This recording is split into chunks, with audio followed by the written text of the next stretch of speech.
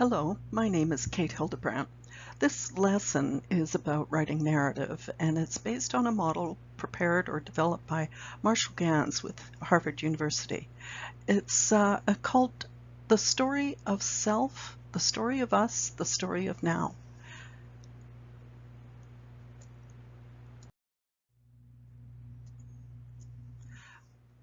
Marshall Ganz is a senior lecturer with the Kennedy School of Government, a known activist who has studied conflict resolution across his career. He created this model as a tool to help resolve conflict, and it has been successfully proven to do so around. In Ganz's worksheet titled Telling Your Public Story, he opens with the following paragraph. Stories not only teach us how to act, they inspire us to act.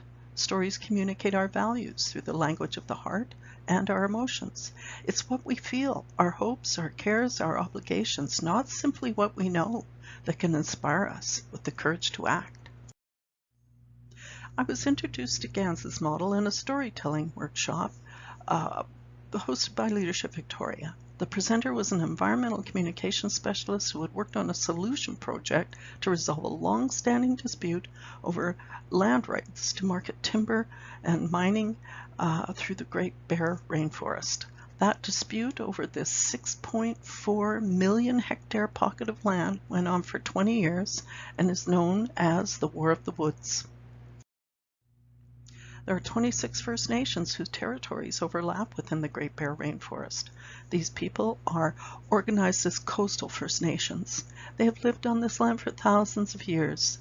The Indigenous people, the forestry industry, the provincial government, and the environmental advocacy groups became locked in a dispute over how to manage this rich resource and sacred homeland. The Great Bear Rainforest is unlike any other place in the world. Things grow here that do not grow anywhere else.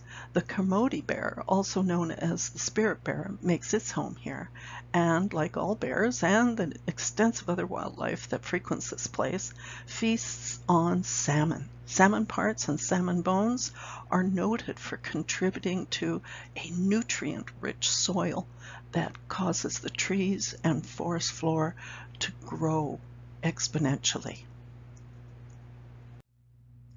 The diversity of wildlife within and around the Great Bear Rainforest is unequaled. Marine life, birds and mammals, plant and forest life draw thousands of visitors who want to see this place firsthand.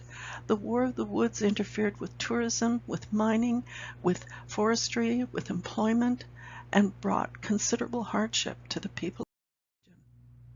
An agreement was reached in 2016 and the War of the Woods was over. Government, forestry, environmentalists, and the indigenous communities of the region reached consensus on an ecosystem-based management plan that involved conservation as well as some forestry. Reconciliation protocol agreements were established with the coastal First Nations, noting that they would play a more important role in weighing in on the proper management of this place as well as cultural tradition. Much has been written about this two-decade war. Relationships were broken at one point where the four main parties stopped talking to one another. The environmental communications contractors used Ganz's tool to help build new relationships with the Self, Us, Now model of narrative. Our values motivate us to take action. Many people care deeply about the Great Bear Rainforest, still do, and for very many different reasons. As Ganz writes, stories are specific. They evoke a very particular time, place, setting, mood, color, sound, texture, taste. The more you can communicate this specificity, the more power your story will have to engage others. This may seem like a paradox, but like a poem or a painting or a piece of music, it is the specificity of the experience that can give us access to the universal sentiment or insight they contain. Storytelling is not a solo effort. It's a discussion. Listening is essential to understanding, but also to determine emotion. When you talk about what you value, the listener can hear the emotion in your voice. The listener can feel what you feel. And that's why we become engaged in a story, because we're drawn in by shared values. That is what we call the moral of a story. Government, First Nations, foresters, environmentalists each found a way to share their values, to answer the call to lead, and to take action around the Great Bear Rainforest. And that's why narrative is a practice of leadership. Story is the way of organizing, because it can translate our values into action. When we combine logic with emotion and share our values, we can motivate others to act. Leaders know that the power of narrative can bring together the head and the heart. That is engagement.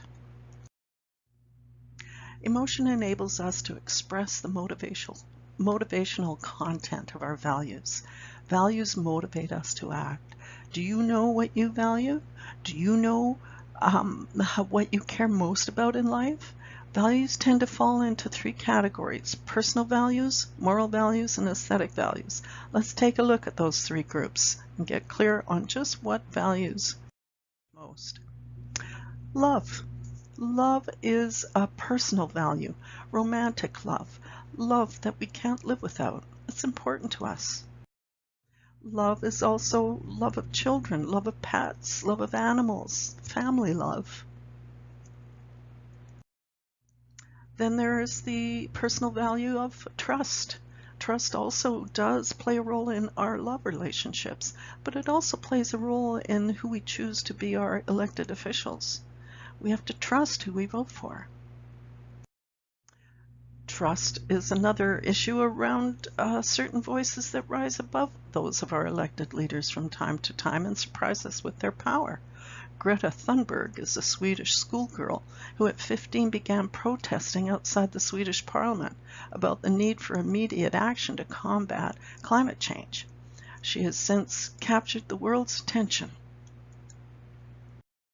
Values. Aesthetic values. Let's talk about art and nature. This classic painting, Man in a Bowler Hat by Rene Magritte, sold for more than $11 million at auction last year. Magritte was part of the surrealist genre of the 30s and the 40s and 50s and is noted for being a primary influence on the pop art movement. He is celebrated for finding beauty in the mundane. Another example of aesthetic value is beauty. Beautiful nature. Hatley Castle, after a snowfall on the campus of what is now Royal Roads University. It's beautiful. The aesthetic value of this place, a castle by the ocean, surrounded by old-growth forest, it appeals to people, students, faculty, and staff as they go about their work and studies.